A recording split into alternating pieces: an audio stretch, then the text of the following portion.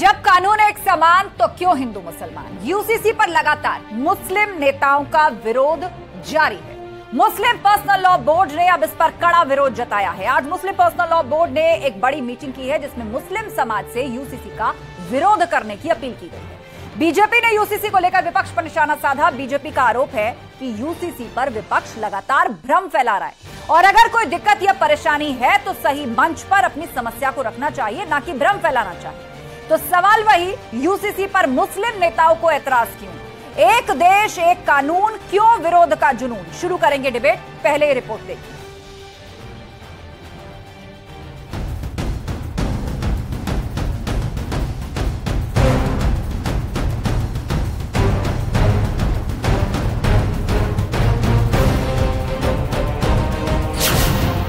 जब कानून एक समान, क्यों हिंदू मुसलमान?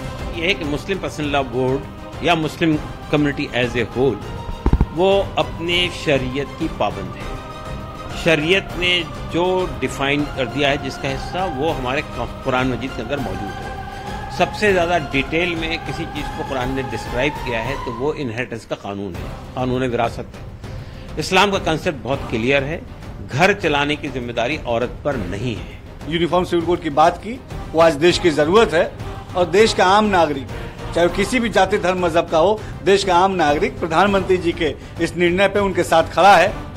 हालांकि कुछ विपक्षी दल इसके ऊपर बेवजह की राजनीति कर रहे हैं। विरोध में मुस्लिम लॉ बोर्ड जारी क्यूआर कोड कि मुल्क में अभी यूसीसी की कोई ज़रूरत नहीं है, लिहाजा 5 साल बाद फिर ये एक्सरसाइज शुरू हुई है तो फिर हम लोग अपनी बात लॉ कमीशन के सामने रखेंगे और आम आवाम से भी अपील की गई है कि आप अपनी राय ईमेल के ज़रिए से लॉ कमीशन तक पहुंचाएं और हम लोगों को पूरी उम्मीद है कि जो मजहबी आज़ादी हमें और आपको अपने मुल्क में हासिल है वो इंशाअल्लाह जारी रहेगी। क्योंकि ये वही all India Muslim personal law board है, जब शाहबानों को माननीय सर्वोच्च न्यायालय से उनको उनके फेवर में फैसला आ गया था तो उस फैसले को पलटवाया था इन्होंने कांग्रेस पर दबाव बनाकर। तो ये एक एनजीओ है, इसने एक इतना ऐसा महाज बनाकर रखा था कि साहब हम एक बहुत धार्मिक बहुत बड़ी संस्था हैं और ये जैसे धर्म के ठेकेदार बन के घूम रहे हैं, ऐसा कुछ नहीं है।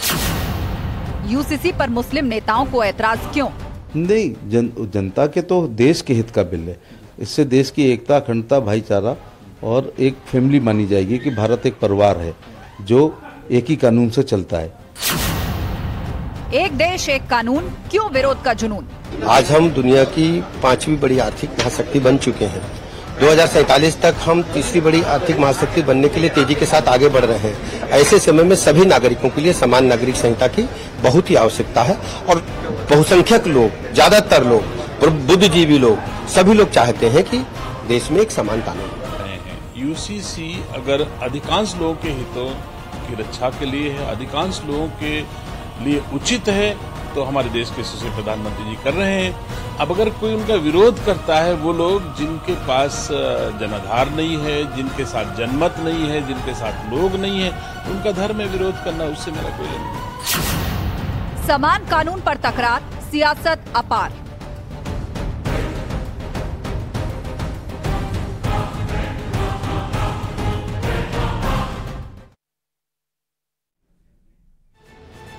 और अब वक्त है आज महाबहस के सवालों का। एक एक करके वो सवाल आपके सामने जो सभी पैनलिस्ट से हम पूछने जा रहे हैं। तो सवाल सबसे बड़ा यही, शफीकुर रहमान बर्क जैसे नेताओं के लिए संविधान से बड़ी है क्या शरीयत?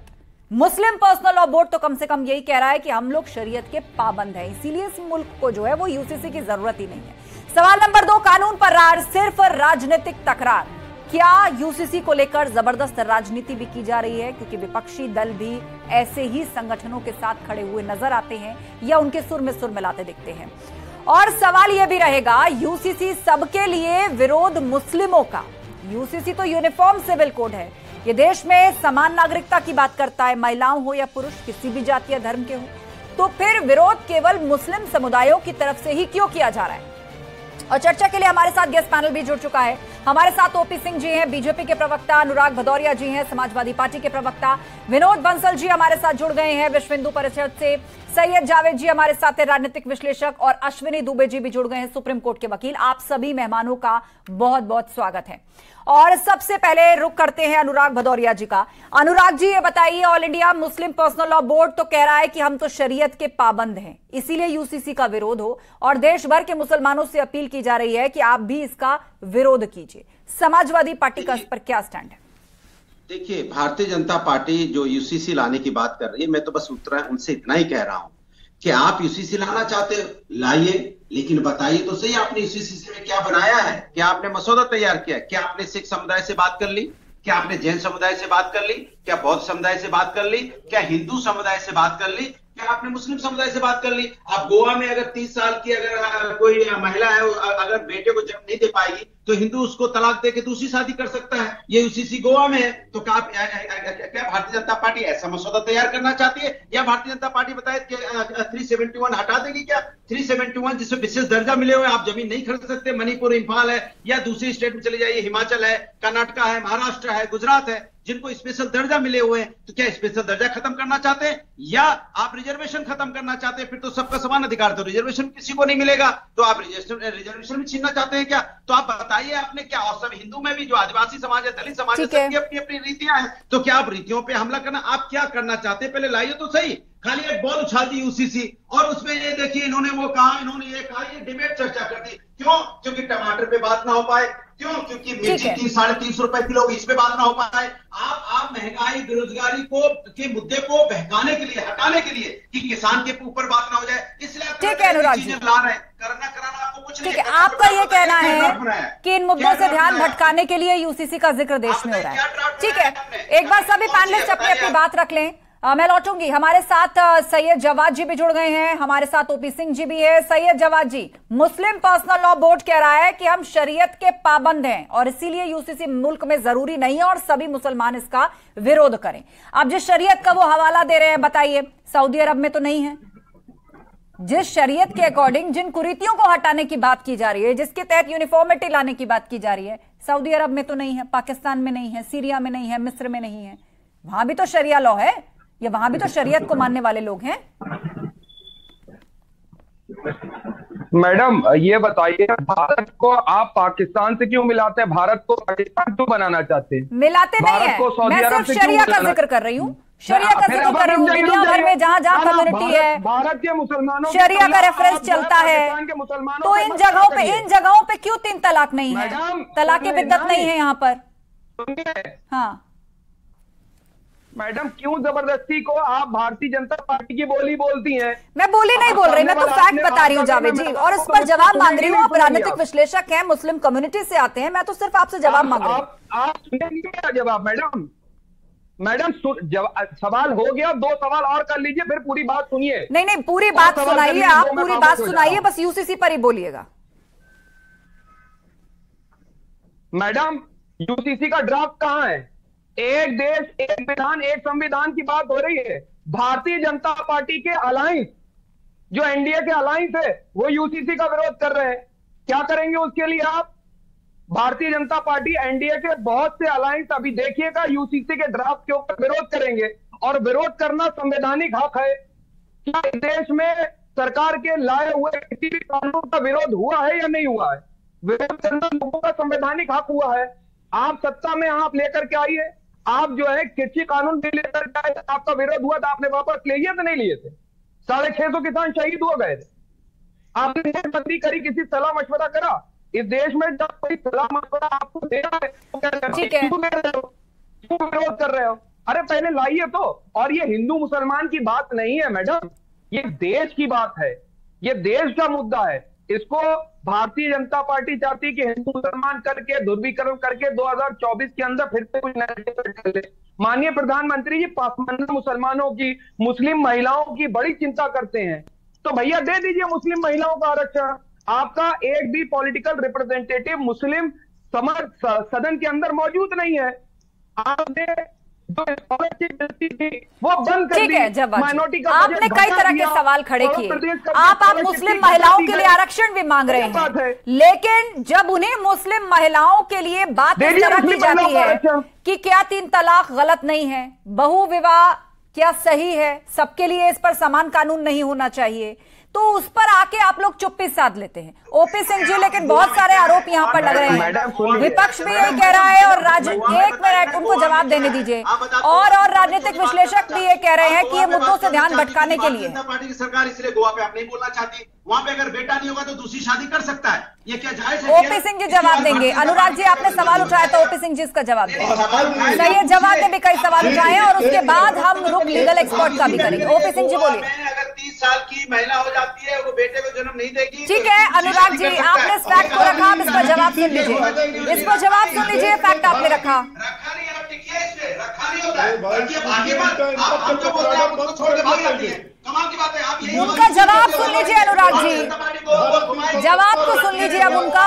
2 बार आपने एक ही बात को रखा, आप कम से कम जवाब सुन लीजिए। आपको जवाब दिलवाना होगा, आप मान नहीं सकते, आपको जवाब दिलवाना होगा गोवा के ऊपर। आप सुन तो लीजिए, तभी तो सुनाई आएगा। बोल रहे हैं ओपी सिंह जी।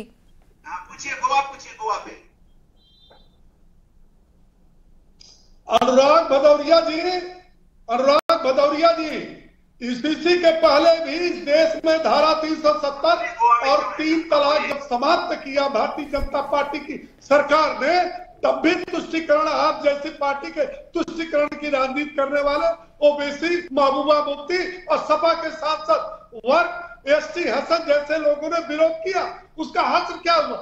आज 3 तलाक 370 जम्मू कश्मीर भारत की विकास की धारा से जुड़ चुका है, और 3 तलाक हटने से क्या परिणाम है मुस्लिम महिलाओं पर, इसको भी देख चुका।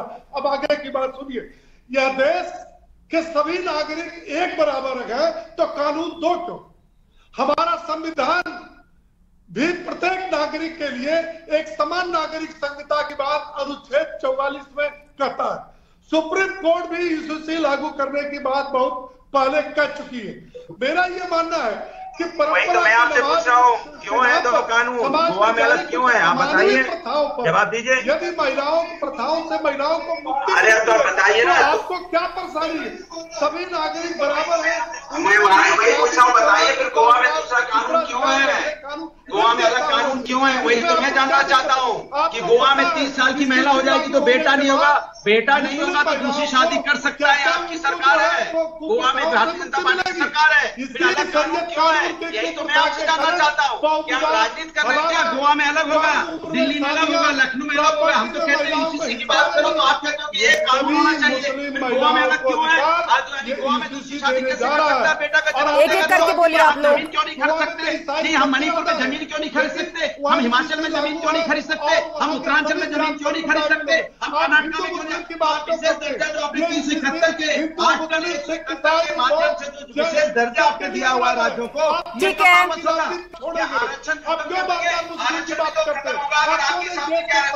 आप दोनों शांत हो जाइए।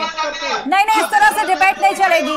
2 पैनलिस्ट एक ही वक्त में लगातार बोलेंगे। हमारे साथ विनोद बंसल जी भी जुड़ गए। आप दोनों शांत हो जाइए, ठीक है? ओपी सिंह जी, अनुराग जी, विनोद बंसल जी भी हमारे साथ जुड़ गए, वीएचपी प्रवक्ता, उनका हम रुक करेंगे, लेकिन उससे पहले एक कमेंट हम अश्विनी दुबे जी से लेते हैं, सुप्रीम कोर्ट के वकील हैं। अश्विनी दुबे जी, यूसीसी को लेकर जो विरोध हो रहा है, चाहे वो all India Muslim personal law board की तरफ से हो या कुछ सियासी दलों की तरफ से, आपको क्या लग रहा है? यूसीसी पर ये प्योर पॉलिटिक्स है या इन सब की कही गई ये जो बातें हैं उस पर सरकार अभी तक विचार नहीं कर पाई है?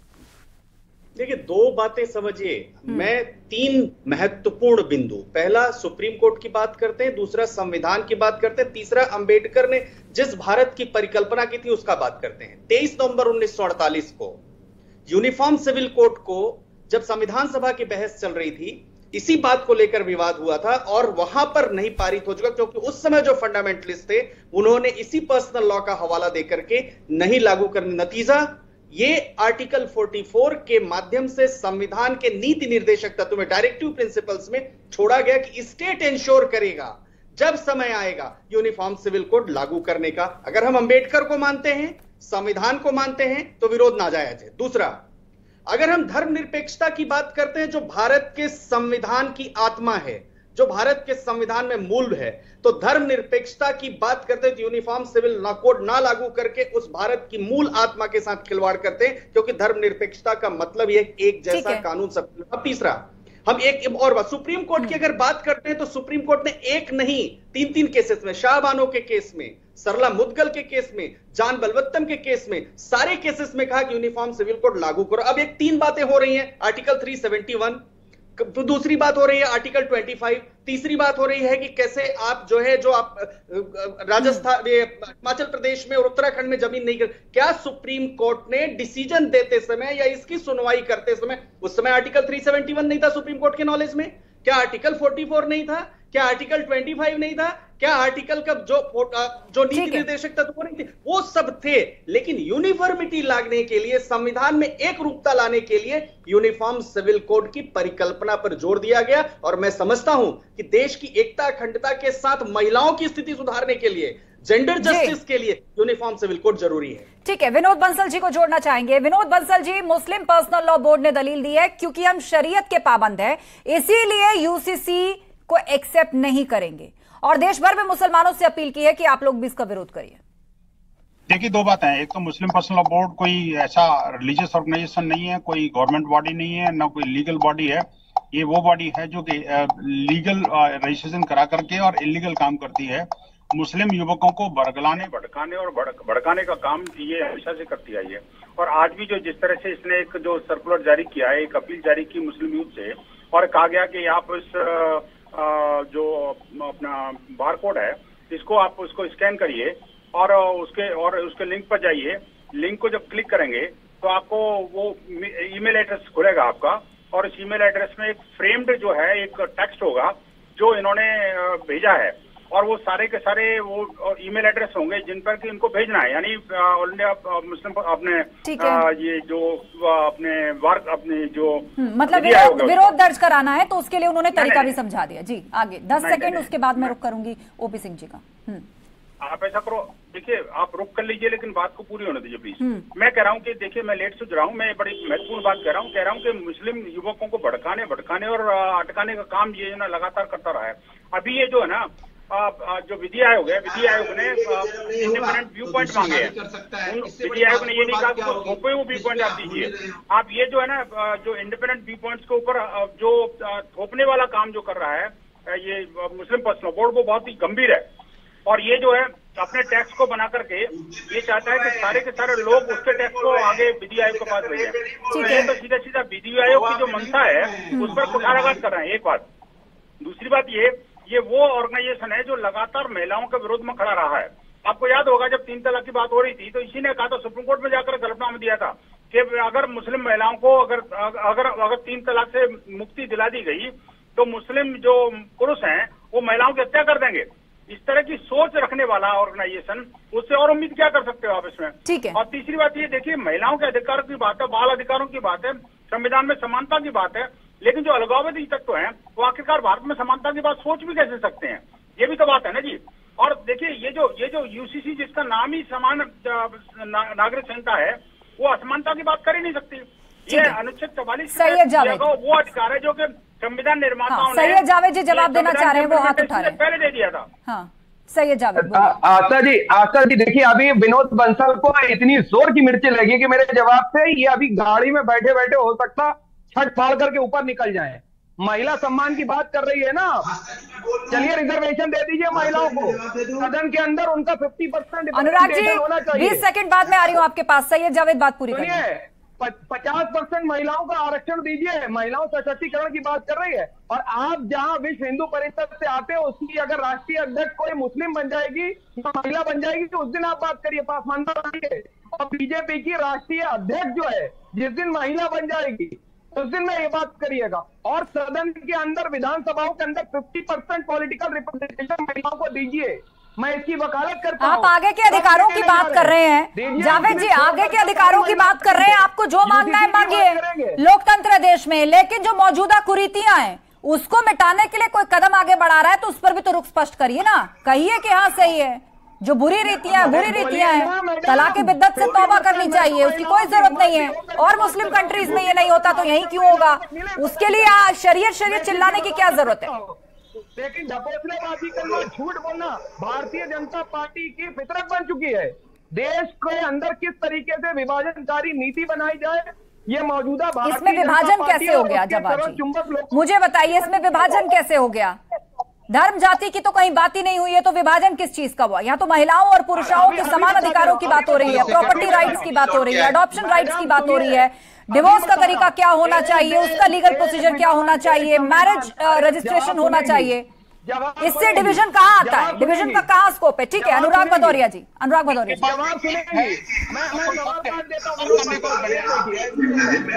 की बात उठाई, लेकिन आपके मुंह से स्वर नहीं फूटे, क्योंकि बीजेपी के खिलाफ है, बीजेपी की सरकार है, इसलिए आप भी नहीं बोल पा रही है। सब चीज बोलेंगे। मैंने सवाल पूछा, लेकिन अनुराग जी आप इतना देर तक बोले, शायद ओपी सिंह जी की बात आधी आप सुन नहीं पाए।